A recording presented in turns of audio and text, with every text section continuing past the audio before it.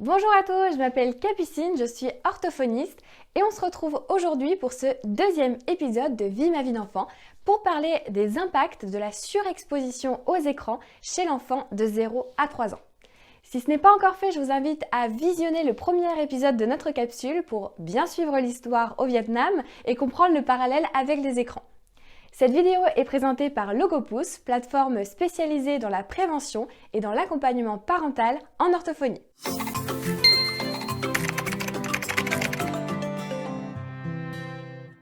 Allez, vous êtes de retour au Vietnam dans votre super famille d'accueil où vous retrouvez votre ami le robot qui n'a pas fini de vous surprendre. Il vous fait toujours de nombreux spectacles pour vous distraire, mais pas que. Il fait aussi des spectacles pour vous apprendre la culture vietnamienne, comme par exemple apprendre à manger avec des baguettes. Parce qu'au Vietnam, la plupart des familles mangent avec des baguettes, mais malheureusement pas dans votre famille d'accueil. C'est dommage parce que vous aimeriez bien apprendre à manger de façon traditionnelle. Heureusement, il y a votre ami le robot qui est là. Quand vous êtes à table, il se met devant vous et vous fait toutes sortes de démonstrations, comme par exemple faire semblant de manger avec des baguettes. Donc c'est super intéressant, vous l'observez attentivement, vous vous imaginez manger avec des baguettes, vous essayez de faire pareil. Et à force de voir cette démo, vous êtes sûr que si vous mangiez avec de vraies baguettes, vous seriez un vrai pro. Ouais, sûrement, mais pendant que vous le regardez, vous ne parlez pas ou alors très peu avec la famille qui vous accueille. Si la télé est allumée pendant un repas, un enfant sera absorbé par l'écran parce que celui-ci sera considéré comme plus intéressant et donc il vous parlera moins. Puis vous aussi, vous serez normalement absorbé par l'écran et vous aurez moins d'interaction avec votre enfant parce que les écrans sont faits pour ça, pour attirer notre attention. Et quand il y a un écran, on n'arrive pas à faire deux choses à la fois. Un enfant qui grandit avec une télé allumée pendant les repas, il aura moins de moments d'interaction avec sa famille, ce qui va impacter directement sur la richesse de son vocabulaire et de son langage.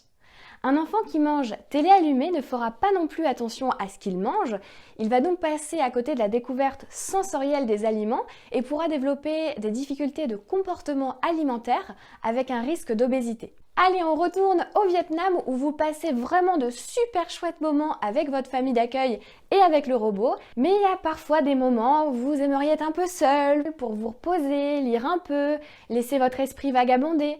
Mais dès que vous vous posez, il y a le robot qui apparaît et qui enchaîne ces spectacles. Des lumières par-ci, des lumières par-là, des dialogues incompréhensibles, il bouge dans tous les sens. Bref, il prend de la place. Donc à force, c'est quand même super fatigant parce qu'il pompe toute votre énergie. Un enfant entre 0 et 3 ans a besoin d'espace et de temps libre pour jouer et explorer son environnement. C'est aussi dans les moments d'ennui, avec peu de matériel, qu'il va développer le plus sa créativité, son imagination et son langage. Il va se mettre à imiter des scènes de la vie quotidienne, à inventer des histoires, des situations, des dialogues. Il va réutiliser le vocabulaire qu'il a entendu, il va trier les objets, il va assembler, il va faire des déductions. Mais malheureusement, ces phases d'ennui sont souvent remplacées par du temps devant les écrans où l'enfant il est passif, où ça excite son cerveau et ça le fatigue. Allez, pour votre dernier mois au Vietnam, on vous a inscrit dans une fac pour suivre des cours de langue et pour vous permettre d'interagir avec des Vietnamiens.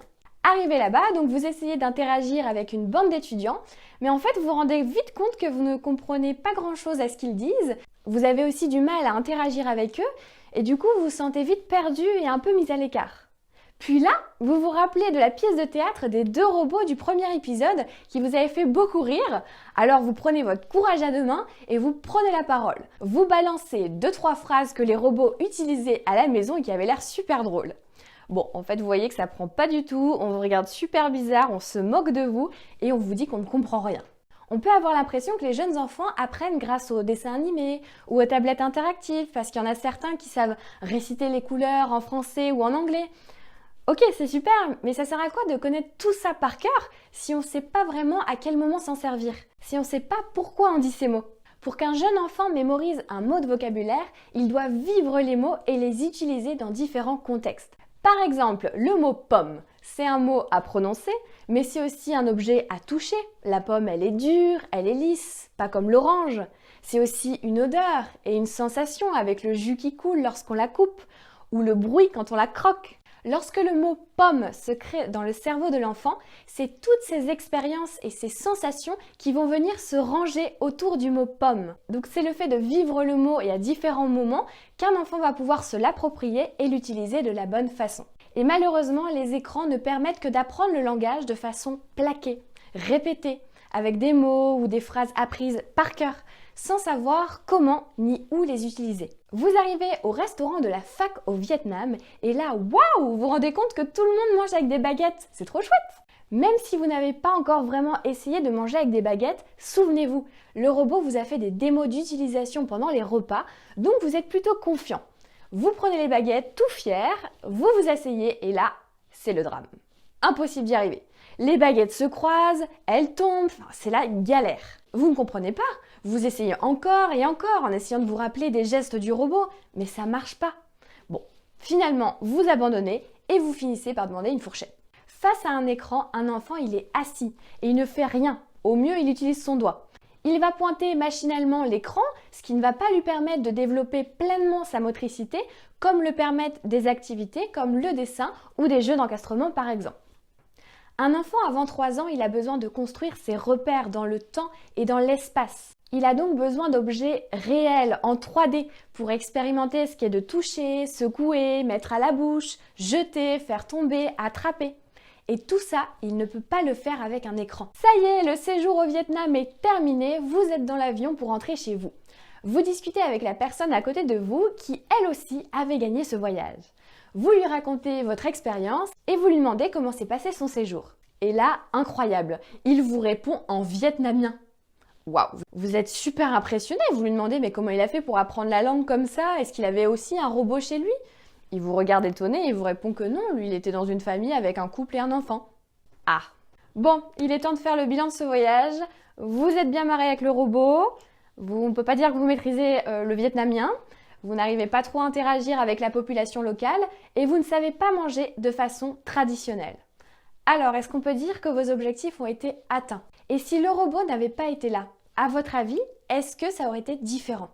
Entre 0 et 3 ans, ce que préfèrent les enfants, c'est être en interaction avec ses parents. C'est dans ces moments qu'ils apprennent le plus et construisent des bases solides pour le langage, mais aussi pour la concentration et plus tard les apprentissages scolaires. Un jeune enfant a aussi besoin de temps off, avec des moments d'ennui et peu de matériel ou du matériel à toucher pour imaginer des choses, raconter des histoires, jouer et explorer son environnement. C'est avec vos interactions et ces moments précieux d'exploration qu'un enfant pourra comprendre le monde qui l'entoure et développer son langage. Et voilà, on vient de terminer notre capsule Vie ma vie d'enfant, voyage au Vietnam avec mon ami le robot. N'hésitez pas à vous abonner pour plus de vidéos et à nous faire part de vos impressions en commentaire. On vous dit merci et à bientôt!